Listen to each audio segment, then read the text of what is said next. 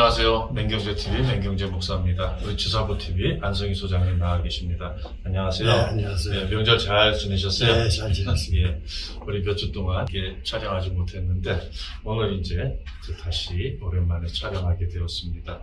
오늘 이제 술 취함의 첫 모습에 대해서 우리 소장님 말씀해 주시는데 원고를 봤더니 교훈도 되지만 굉장히 또 재미있는 이야기도 많이 있는 것 같습니다. 경청해 주시기를 부탁드립니다. 소장님 말씀 주세요. 네, 감사합니다. 시작하겠습니다. 술꾼들 사이에도 법이 있습니다. 그래서 제가 만들었는데 주당 헌법 제1조에 절대 취하지 말라라는 말이 있습니다. 술꾼들은 왜 이렇게 마시되 취하지 말라고 강조할까? 술이 좋아 마시기 시작하면 술꾼이고 술꾼들이 마시기 시작하면 아주 자연스레 취객이 되는데 취하지 말라고 강조합니다. 다시 말하면 술꾼들은 취하기 위해 술을 마시는데 취하면 안 된다고 생각합니다. 이 아이러니를 어떻게 설명해야 할까요? 그 이유를 살펴보도록 하겠습니다. 자기 남편은 마시지 않을 때는 양같이 온순하고 법이 없어도 살고 그렇게 신실할 수 없는데 일단 술만 들어가면 천하의 망나니로 변하는 두 얼굴이 사나이라고 하소연하는 주부들을 쉽게 만납니다. 주부 금여사의 경우 그녀는 나들이 옷이 마땅치 않아 남편 몰래 남편의 신용카드로 다소 비싼 옷을 백화점에서 구입했습니다. 이 사실을 한 남편은 술만 마시면 카드를 훔쳐서 도적년이라고 입에 담지 못한 욕을 뽑았습니다. 평소 내선적이라 꼭 필요한 말도 주저하며 어렵게 하는 사람임에도 불구하고 말입니다. 남편도 오죽이나 옷이 없으면 그랬을까 하고 이해하며 미리 알아서 아내를 챙기지 못한 자신을 자책합니다. 그리고 다시는 안 그러겠다고 다짐을 거듭합니다. 그러나 작심삼일이 아니라 술만 들어가면 바로 그 욕설에 터져나옵니다. 정말 지킬 박사와 하이드시가 됩니다. 완전 두 얼굴이 사나이입니다. 우리가 살아가다 누구에게 모욕을 당했을 때 또는 아내의 잔소리가 너무 심해 극도로 화가 치밀 때 머리털이 곤두서고 주먹이 쥐어지며 호흡이 가빠지고 몸이 부르르 떨립니다. 막 주먹에 날아가려 합니다. 그러나 생각이라는 것을 합니다. 약한 여자인데 때려야 나만 손해지 때릴 데가 어디 있냐고. 그래봤자 내일 아침 밥상부터 달라질 텐데. 또 저 녀석은 소문난 나쁜 놈이잖아. 함부로 손을 대면 벌렁 자빠져서 진단서 발급받아 고소로 보상을 요구해 피해를 입은 사람들이 많잖아. 화가 나도 참자 하고 억지로 참습니다. 이성이 상황을 판단하여 참게 만듭니다. 이런 기능을 심피질이 담당합니다. 그런 심피질이 알코올의 과다 공급으로 먼저 잠들어버리면 심피질이 통제를 받던 감정을 주관하던 변연피질이 심피질이 통제에서 벗어나 감정대로 놔두게 됩니다. 이것이 주치자의 행동을 난폭하게 하며 비성적으로 변하게 합니다. 이것이 곧 주정입니다. 이 주정을 오죽하면 AA에서는 밑에 광자를 써서 광기라고 하지 않습니까? 주정이 잦아지면 습관성이 되고 고치는 방법이 없습니다. 그래서 나는 오죽하면 주정도 중독이 된다고 주장하기까지 했습니다. 다소 무리한 주장이긴 하지만 주정을 고치는 방법이 있다면 오직 한 가지, 그것은 술을 마시지 않는 것입니다. 왜 그럴까요? 앞에서 알코올은 비선택적 억제제라고 소개했습니다. 마시자라는 겁니다. 억제제라는 얘기는요. 뇌에 대한 알코올의 작용이 비교적 빨리 미치는 부분과 느리게 미치는 부분으로 구별됩니다.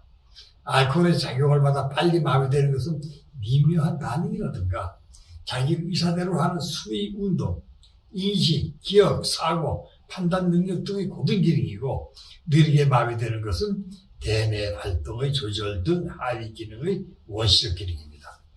뇌의 고등 기능이 빨리 마비되는 것은 대뇌 피질에 대한 알코올의 직접 작용이라기보다 대뇌 피질 활동을 조절하는 뇌의 가장 중요한 부분의 활동이 알코올에게 가장 쉽고 빠르게 억제되기 때문이라는 것이 밝혀졌습니다.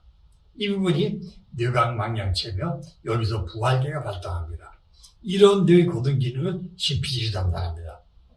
심피질이 알코올에 대해서 마비되어 잠들어버린 시기에 하위 기능을 담당하는 변연피질은 아직 활동을 멈추지 않습니다. 심피질은 뇌각망양체에서 발생하는 부활계에 활력을 받고 있습니다. 부활계가 알코올에 마비되어 둔해짐에 따라 심피지도 작용하지 못하게 되는 것입니다. 우리가 술을 마시기 전에는 본능, 욕망 등과 관계가 깊은 변연피질도 활동하고 있고 이를 조절하는 심피질도 활동을 합니다. 그러나 술을 마시면 변화가 일어납니다. 감정주 주인 변연피질을 통제하던 심피질이 먼저 맛이 되어 잠들어 버립니다.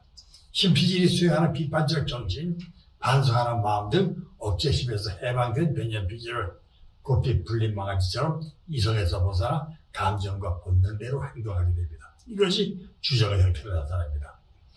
가볍게 취한 상태에서는 대뇌 심피질의 기능이 저하되며 만취 상태에서는 대뇌의 낡은 피질과 소뇌까지 잘 활동을 못 칩니다. 소뇌가 마취되면 운동신경이 마비되어 걸음도 불가능하고 똑바로 앉지도 또 서지도 못합니다. 몸을 가르지 못합니다. 우리가 흔히 목격하는 밤 늦은 시간 젊은이들이 모이는 유흥가의 젊은 여성들이 술에 마취되어 몸을 가르지 못하고 남자친구의 어평하는 모습에서 소뇌장애 현상을 확인할 수 있습니다. 여기에 더 많이 마시면 감각까지 마비되어 발로 찌어도 아픔을 느끼지 못합니다.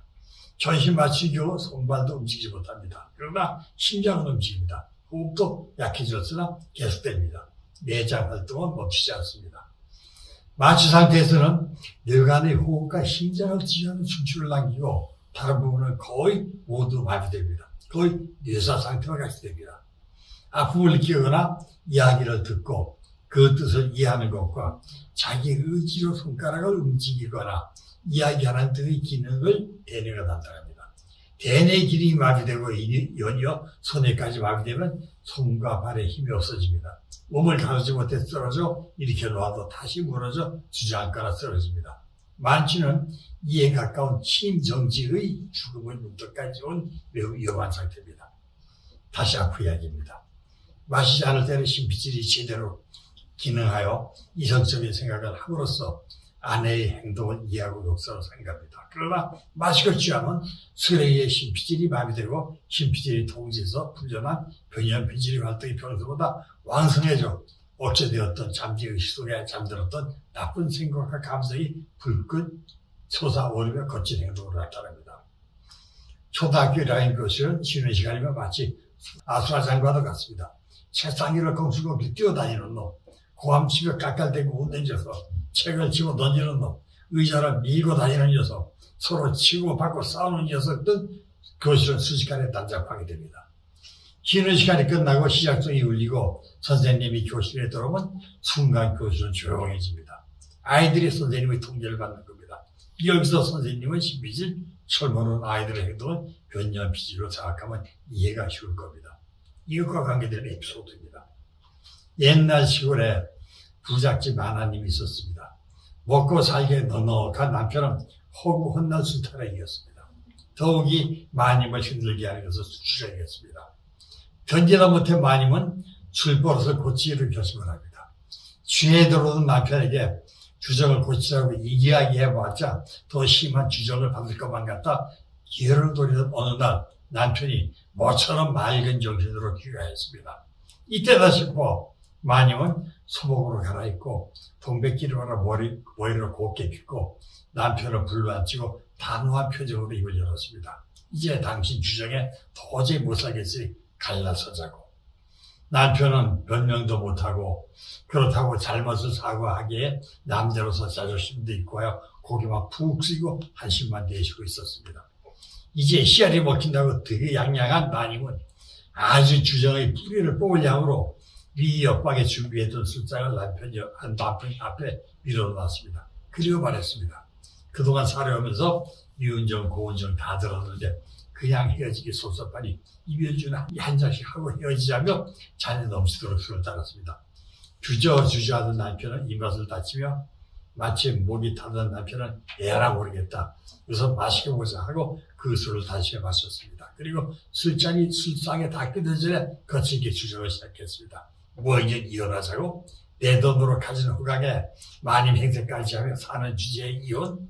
그 꼴을 보다 못한 아내가 말했습니다. 이제 보니 술만 먹고 주정하는 줄 알았는데 쌀뜨물 먹고도 주정하네. 그러자 남편 또한 렌즈 싱겁더라. 그 정도 습관이 되고 중독이 되는가. 두 번째 얘기입니다. 김 씨는 대기업 중요한 간부까지 근무하다 별다른 이유도 없이 퇴직을 했습니다. 그리고 곧장 출산에게 돌입했습니다. 날이 밝으면 일어나 낮 시간 동안 빈둥대다가 저녁이면 차려입고 수집을 찾았습니다. 그는 오래지 않아 알코올 중독의 깊은 수렁에 빠졌습니다. 술값은 퇴직금으로 충당했습니다. 그리고도 그에게 여유도 있었습니다. 부모의 유산으로 물려받은 돈이 있었습니다. 그는 그 돈을 비상금으로 쓸 요양으로 사촌에게 맡겼습니다.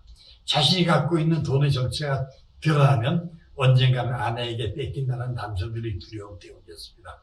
그 사실을 한 아내는 깊은 고민에 빠졌습니다. 딸 하나뿐인 자신들의 노후가 걱정되기 시작했습니다. 딸이 출가하면 자신들의 노후는 누가 책임질 것인가? 출가 애인인 딸에게 노후를 위탁하는 것도 못할 짓이고, 그렇다고 남편이 정상적인 남자에서 열심히 살며 노후를 준비하는 것도 아닌데, 그렇게 고민하던 차에 친한 친구로부터 투자 제의를 받았습니다. 목이 좋은 지하상가 건물이 있는데 분양받아 놓으면 적지 않은 월세가 나온다는 겁니다. 그렇다고 당장 준비된 돈은 없고 포기하기에는 너무 아깝고, 그리하여 생각도 못해 정신병원에 입원 지어지게 남편을 찾아갑니다. 그리고 그간 사정을 설명하고 사촌에게 맡겨둔 돈으로 투자를 제안합니다. 남편이 그녀의 요구를 들어주려 마음고했습니다. 아내에게 뺏길까봐 두려워 친척에게 맡겨둔 비자금인데 그것을 내어놓으라니 차라리 나에게 죽어라지 하는 심정이었습니다. 그는 완강히 거부했습니다. 그 돈이 자신에게 있으면 결국 술이 될 것인데도 말입니다. 아내는 치의 카드를 내밀었습니다. 좋다. 그래서 둘 중 하나를 선택하라. 사촌에게 그 돈 나에게 주라고 편지를 써서 지하상가에 투자하게 하든지, 아니면 정신병원에서 영원히 퇴원하지 말고 푹 썼든지. 당시 이 퇴원은 보호자의 절대 권한으로 누구도 개입할 수 없었습니다. 결국 김 씨는 아내의 퇴원 협박에 굴복하여 그 돈을 아내에게 내줄 수밖에 없었습니다. 그 후 기독교 신자의 그는 마시지 않을 때는 성경 구절의 욕기를 이용하여 주시는 자도 하나님이요 가져가시는 자도 하나님이신데 내 것이 어디 있느냐고 제법 성숙한 신자 같은 모습을 보였습니다. 그러나 술만 한 잔 들어가면 그의 태도가 180도로 돌변합니다. 바로 욕설과 같이 이런 말이 태어났습니다. 이 도둑년아 내 돈 내라. 평소 마시지 않을 때는 아내의 깊은 고민을 이해하고 아내의 그런 행동을 이미 용서했다고 생각했고 또 그런 말을 해서 안 된다고 다짐했건만 술을 마셔서 알코올이 이성 기능을 담당하는 심피지를 마비시켜 감정 중증 변염실의 통제가 불가능해지면 자기도 모르는 사이에 쌓였던 무거운 감정이 활화선처럼 폭발하게 됩니다. 다이너마이트도 도폭선에 불을 붙이지 않아 폭발하지 않습니다. 월남전 때 우리가 사용하던 크레모라는 치료가 있습니다. 가로로 성인 남성 두 뺨 길이 세로를 한 뺨 높이에 최고수에 약 700여 개가 장착되어 있는데 우리는 그것을 분해하여 커피를 끓여 먹고 있습니다. 크레모와 장력에 불을 붙이면 연기도 전혀 없이 파란 불꽃이 일며 높은 열을 발생했습니다.